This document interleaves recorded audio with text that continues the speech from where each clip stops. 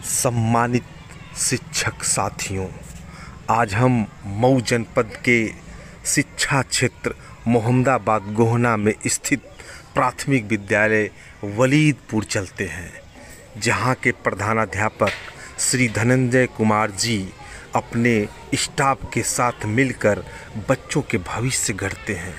जी हाँ, यहाँ के आसपास प्राइवेट स्कूल में उतने बच्चे नहीं हैं जितने बच्चे इस विद्यालय में पढ़ते हैं। वर्तमान में यहाँ छात्र संख्या 407 है। यहाँ अभिभावक अपने बच्चों को एडमिशन कराने के लिए लालायित रहते हैं।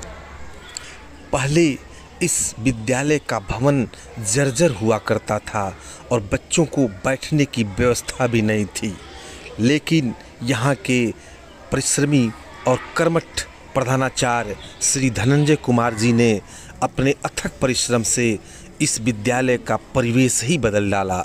यह विद्यालय बहुत ही सुसज्जित और सुंदर दिखाई देता है। यह विद्यालय एक स्मार्ट विद्यालय है, जहां प्रोजेक्टर की व्यवस्था है, खेल कूद की सामान है।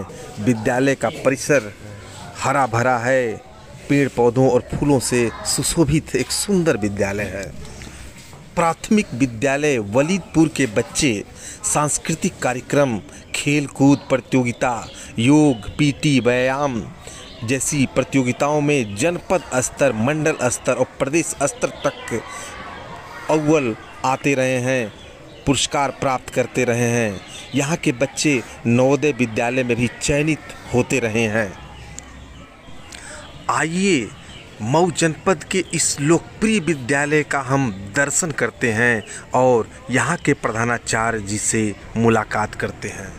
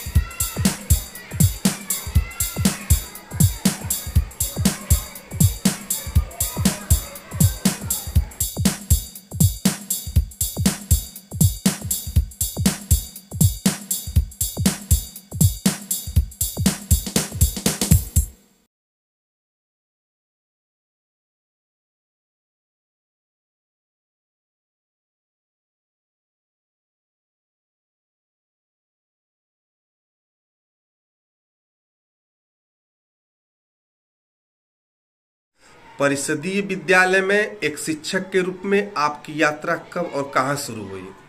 हमारी प्रथम नियुक्ति 1999 में प्राथमिक विद्यालय अलाउद्दीनपुर में हुई और वहाँ मैं एकल शिक्षक था। 4 वर्ष तक मैं वहाँ अकेले था, लेकिन जब मैं वहाँ ज्वाइन किया तो केवल 195 बच्चे थे।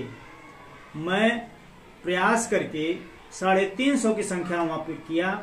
इसके बाद जब मेरा प्रमोशन हुआ 2006 में, तो प्राथमिक विद्यालय भीरा में मैं जो है प्रमोशन होकर के आया प्रधानाध्यापक के पद पर। और 2008 में मैं इस विद्यालय प्राथमिक विद्यालय वलीदपुर में मैं अपना कार्य भार संभाला और तब से मैं यहाँ पर कार्यरत हूँ। सबसे विशेष बात यहाँ यह रही कि जब मैं यहाँ आया तो यहाँ पर छात्र संख्या 345 थी, लेकिन मैं अपने पूरे स्टाफ के साथ अभिभावकों से संपर्क करके मैं 750 की संख्या यहाँ पर किया। यह मेरा प्राथमिक विद्यालय कक्षा 1 से 5 तक है। अगल बगल कई विद्यालय चलते हैं प्राइवेट, लेकिन मेरे यहाँ उनसे अधिक संख्या है। हमारे यहाँ बच्चे जो हैं 407 की संख्या इस समय है वर्तमान समय में। और मैं यहाँ पर अपने स्टाफ के साथ सांस्कृतिक प्रोग्राम से लेकर के पीटी, योगा, व्यायाम, ये जितने भी खेल प्रतियोगिता हर वर्ष होती है, जनपद स्तर, मंडल स्तर, प्रदेश स्तर तक हमारे बच्चे वहां तक प्रतिभाग करते हैं और मंडल तक प्रथम जाते हैं। आपके विद्यालय के बच्चों की अन्य कौन कौन सी उपलब्धियां रही हैं? हमारे बच्चे हर वर्ष जो है नवोदय विद्यालय में बच्चे हमारे आते हैं और हमारे बच्चे खेल कूद में अव्वल रहते हैं। ब्लॉक स्तर पर हर वर्ष, जब से 2008 से मैं यहाँ आया, हमारे बच्चे जो है हर साल प्रथम आए और शील्ड को कब्जा कर लिए। जनपद स्तर तक हम द्वितीय रहे हैं और मंडल तक हम लोग पहुंचे हुए हैं खेल प्रतियोगिता में। सर, जब आप इस विद्यालय पर आए, कार्यभार ग्रहण किए, तो उस समय विद्यालय की क्या स्थिति थी, क्या क्या समस्याएं थी? स्थिति, सबसे पहली स्थिति यह थी कि हमारे भवन जो थे जर्जर थे, बच्चों के बैठने की व्यवस्था अच्छी नहीं थी, बच्चे बाहर बैठते थे। मैं आया और विभाग से कमरे की मांग की और कमरे में बनवाया और जर्जर भवन को मैं हटवाया। विद्यालय सुंदर लगने लगा। अध्यापक संख्या बहुत कम थी, इसके बाद भी हम लोगों ने मेहनत करके जो है उसी पूरे अपने स्टाफ के साथ ही मैंने वह कार्य किया और सारी समस्याओं को समझ बूझ करके हम लोग आगे बढ़े और इस मुकाम पर हम लोग पहुंचे। गीत, संगीत और अन्य सांस्कृतिक कार्यक्रम में आपका विद्यालय अव्वल रहा है। कोई गीत या कविता अगर आप सुनाएं तो अच्छा रहेगा। अब सांस्कृतिक प्रोग्राम में सबसे पहले हम लोग का एक नवाचार रहा है। एक कक्षा 1 से लेकर के 5 तक की जितनी कविताएं हैं हम लोगों ने उसको कंपोज किया और यूट्यूब पर भी डाला और अपने ग्रुप में अध्यापकों के पास भी भेजा, जिससे बच्चे सुने और उसको अच्छी तरह से उस कविता को गाएं। तो आइए मैं उसको सुनाता हूं इस कविता को। यह कक्षा 5 की कविता। हिंदू की विशाल किरण प्रकाश तेरा बता रही है, विमल हिंदू की विशाल किरण अनादि तेरी अनंत माया, अनादि तेरी अनंत माया जगत को लीला दिखा रही है, विमल हिंदू की विशाल किरण प्रकाश तेरा बता रही है।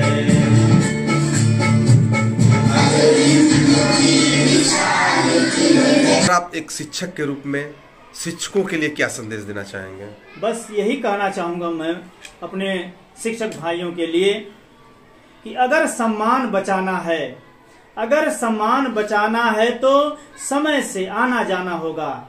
अगर सम्मान बचाना है तो समय से आना जाना होगा। अगर सम्मान बचाना है तो पढ़ना और पढ़ाना होगा, पढ़ना और पढ़ाना होगा।